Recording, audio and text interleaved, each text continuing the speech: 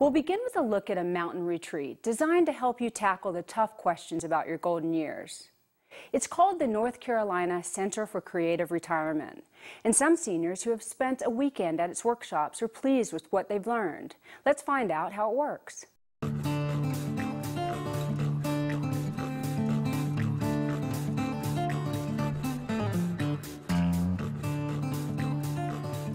Nestled in the Blue Ridge Mountains, the eclectic little city of Asheville may seem like a strange place to go to plan your retirement. Then again, maybe an offbeat, out-of-the-way place is exactly what people need to help them think creatively about that often uncharted phase of their lives. On the regional campus of the University of North Carolina sits the North Carolina Center for Creative Retirement, where retirees and soon-to-bes come to discover the possibilities and reinvent the meaning of retirement. Gary and Cheryl Martin have registered for the center's workshop on paths to creative retirement. Even before they decide to attend, the Martins had already begun planning an active and ambitious retirement. We began to brainstorm about all the things that we wanted to do and places we wanted to go and things we wanted to experience. But there were two criteria that we wanted to meet. One was to be active, and the other was to have meaning to our lives, not only as a couple, but as individuals, and also to include our family in that process. In spite of their efforts, there was one retirement issue that they couldn't seem to resolve on their own. We decided to attend the Center for Creative Retirement workshop because we still have the same issue that we had the day after Gary retired, and that is, are we going to move or relocate so that we can be closer to our children? Other participants come to the workshop with different but equally challenging questions. My previous profession was an elementary school teacher. After retirement, we decided to take a whole new turn and move from Oklahoma to North Carolina. And it was wonderful. We had 4 years of great living. And then he developed leukemia and died very suddenly. So I am now trying to put together Plan B for my retirement. I have done most of my financial planning, so my issues in coming here were lifestyle changes. What am I going to do when I no longer practice law? Barry Munt, a seminar facilitator, has seen people come to the center in all states of preparedness for their retirement years. There are some people who are seeking more information about retirement and where to go and how to do it. There are other people at the other end of the extreme, if you will, who are totally unprepared in terms of planning for retirement. They're coming with a blank slate and they really haven't thought it out, either because they don't know how or because they're afraid to, or whatever reason. The center's workshop on paths to creative retirement takes a hands-on approach, helping class members to construct real solutions to their retirement dilemmas. The workshop is an attempt to create a framework that enables people to be comfortable to really kind of discover their own values and goals. The questions are varied. I mean, often they're their own questions, but they're questions about what will enable them to thrive, feel motivated, feel productive, find a way to transition from what they're currently doing to what they'd like to be doing, looking at issues around relationships and how relationships might change. We don't focus on money, but we do look at attitudes about money, attitudes about security, where people want to live, how they want to live, that variety of topics. Several former workshop attendees act as catalysts during discussions and assist in other seminar activities. The facilitators here are, each one is different from the other. They all bring their own expertise to the table. We like dealing with people, and we like to see how they can change, particularly over a 3-day seminar. Sometimes change results from answers that people find at the center. Sometimes it occurs when they learn to ask their questions in a different way. I think before we came, we had a plan that was way out in front of us. And I think what I see is a need to get a plan that's closer to where we are right now. I'd have to say, in general, we feel much better and more secure with the overall plan. For the Martins, a weekend's retreat to the center has provided life-changing ideas. Now they'll put those ideas to the test as they and their classmates try to realize their dreams for life's next chapter. Here to tell us more about the North Carolina Center for Creative Retirement is its Executive Director, Dr. Ron Manheimer. Dr. Manheimer holds an appointment as Research Associate Professor of Philosophy at the University of North Carolina at Asheville, which runs the Center for Creative Retirement as a community service program. He is a fellow of the University of North Carolina Institute on Aging, headquartered at Chapel Hill, and previously served as Director of Older Adult Education for the National Council on the Aging in Washington, D.C.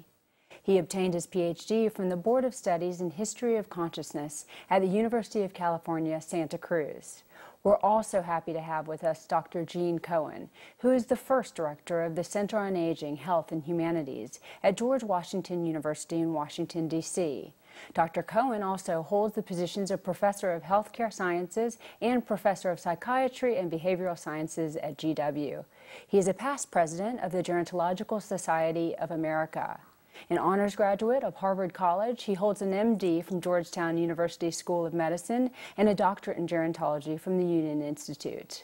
Thank you both for being here. Those were intimidating bios, my gosh. Really appreciate your being here. Sure. Dr. Manheimer, tell me a little bit about the Creative Retirement Program at University of North Carolina.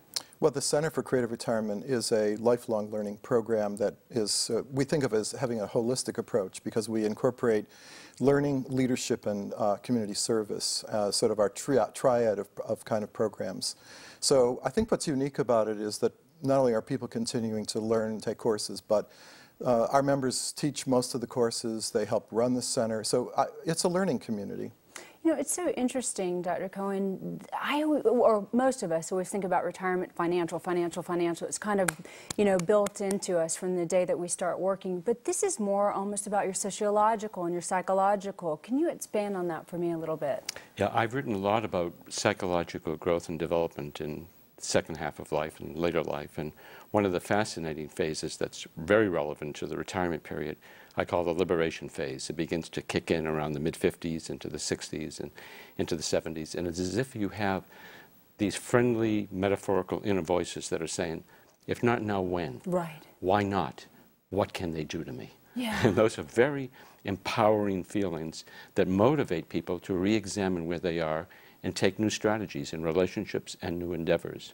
You know, it's interesting you say that because in our introduction we noticed that we use the word golden years and, you know, people kind of throw it out as semantics, but you talk about how this generation is a little bit different.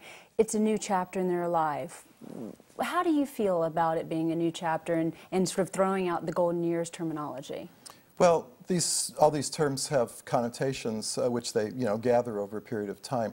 I think for the people that come to our life transition programs who generally are in their mid-50s and they're still working, that it's more maybe their parents' generation might have been comfortable with the term golden years.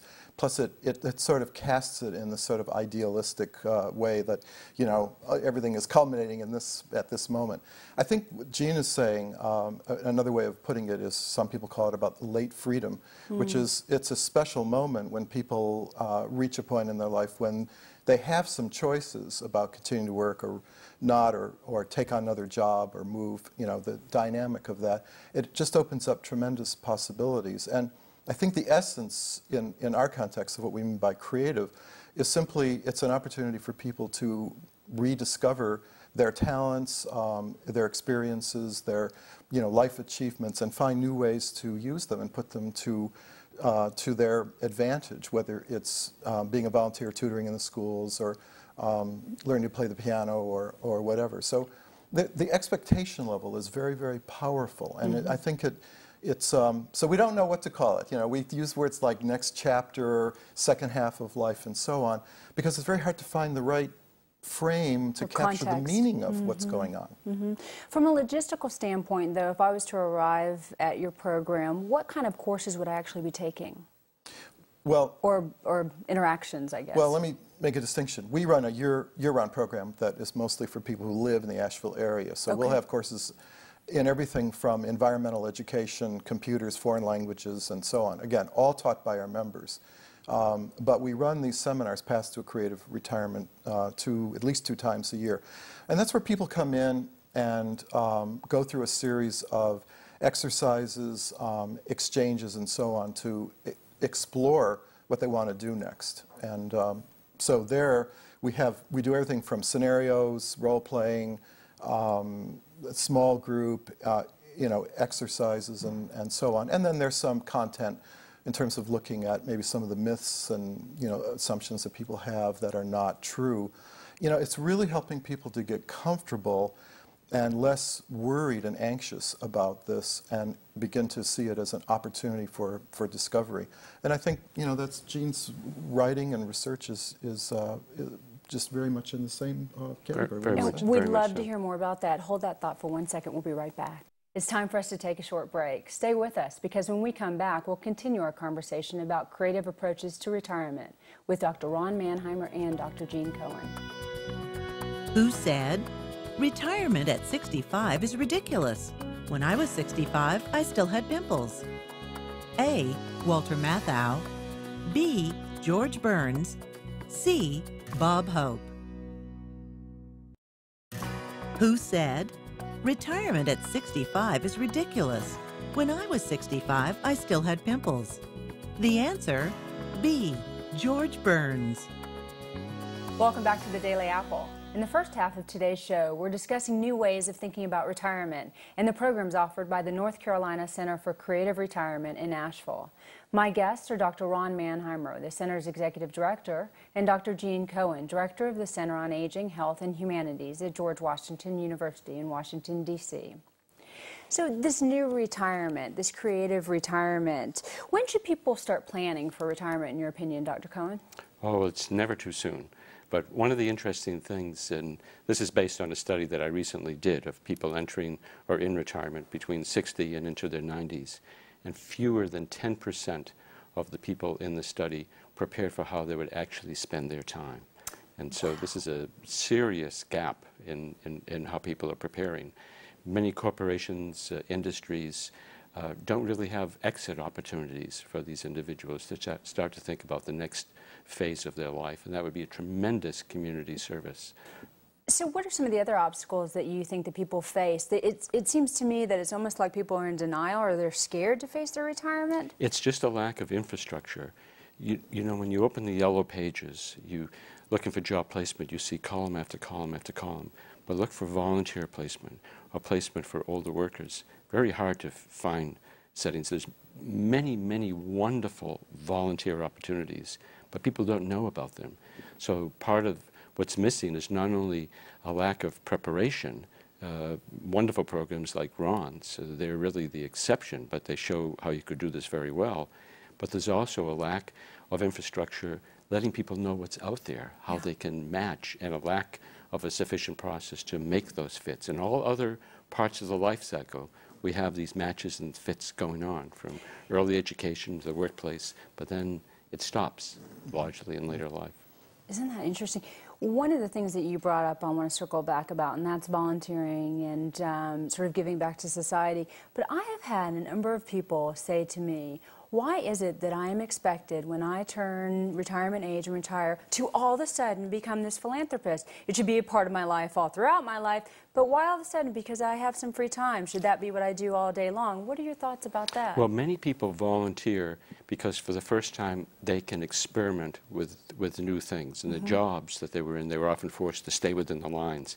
But many people feel for the first time they can be creative, because volunteer opportunities that they find allow them to go outside the line. So that's a whole other approach in terms of what volunteerism means, and it's an attraction.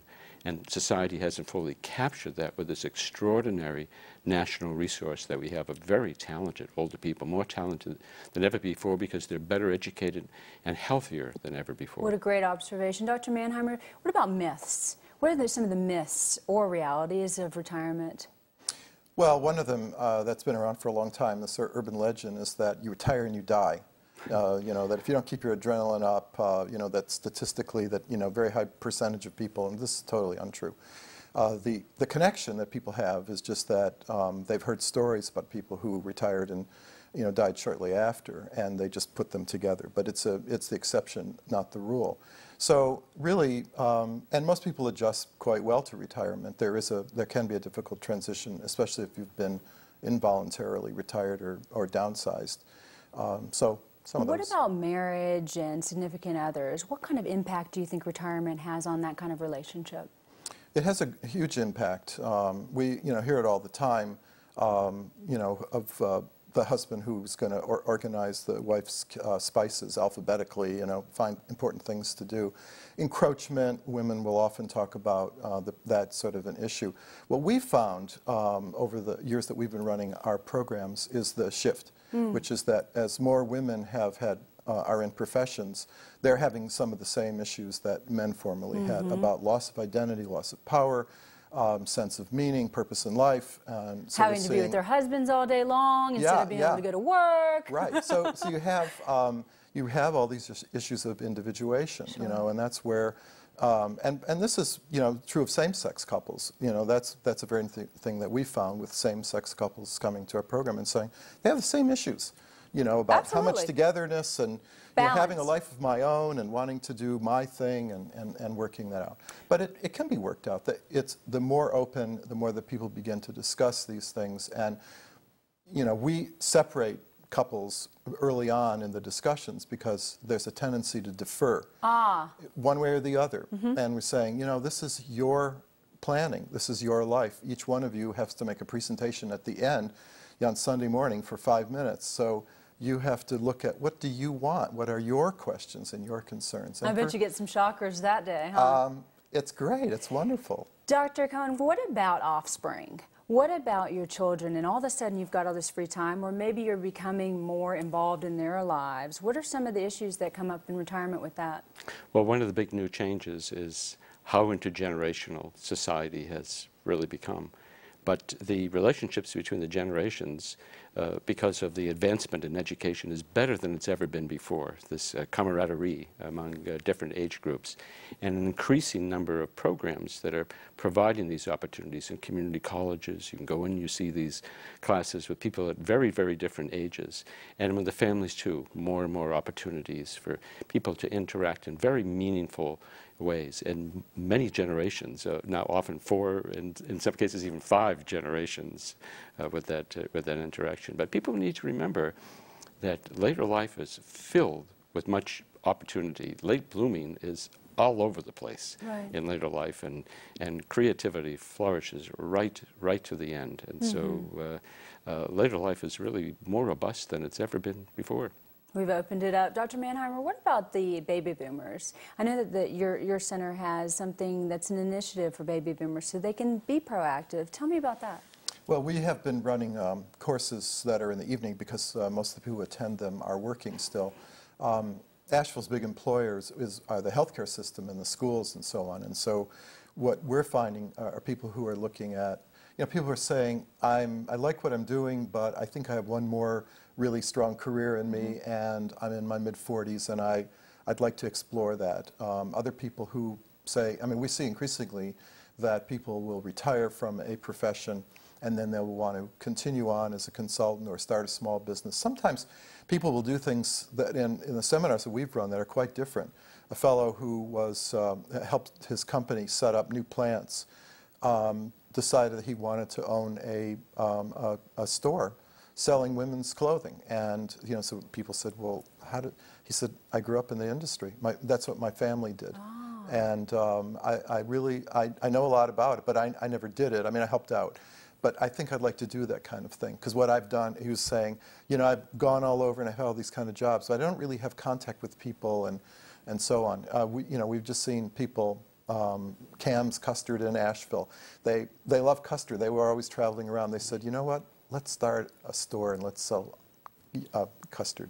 So it's, people have great, and I think the sense is, to go along with what Gina's saying is that they know they can do it, or they believe they can do it. So these courses help people to dream, but then say, okay, how do you do this? What are the resources out there? Sure. What do you have to learn, to make it real? Yeah, I can see that. Dr. Cohen, in your research, have you found that those that have more satisfying careers are actually more satisfied in retirement, or is there a connection between the two?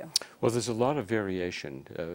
Many people with satisfying careers continue them in different ways, maybe as a small business consultant, and other people who've had less satisfying careers find these new opportunities.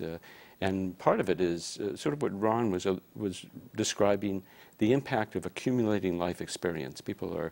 Their repertoire of perspectives and what they've learned has grown, that they can draw upon that in new ways. And then this new feeling of inner freedom really translates into a new sense of opportunity, and I can do it. And one of the phenomena associated with that is what's called pragmatic creativity or practical intelligence. And research describes how prevalent this is in later life. It's the impact of accumulated life experience and a new sense of, why not? I can do it. What's the worst that can happen? And just one funny personal anecdote in our family that we like, my father-in-law, when he was 75, was caught in a snowstorm, and he couldn't catch a taxi. But he noticed across the streets the steamy windows of a pizza parlor. And he went up to the counter, ordered a large cheese pizza for home delivery, and he said, "There's one more thing." And they said, "What's that?" And he said, "I'd like you to deliver me with it." And that's how he got home. But that illustrates the impact of life experience, that new sense of what's the worst that can happen. And that allows people to move into whole new vistas and horizons. Sure. Pragmatic creativity, it rises with aging. What a pleasure it's been to have you both here. And now I'm really looking forward to retirement one day. I'm glad you joined us. Thank you. Thank you very much. Pleasure.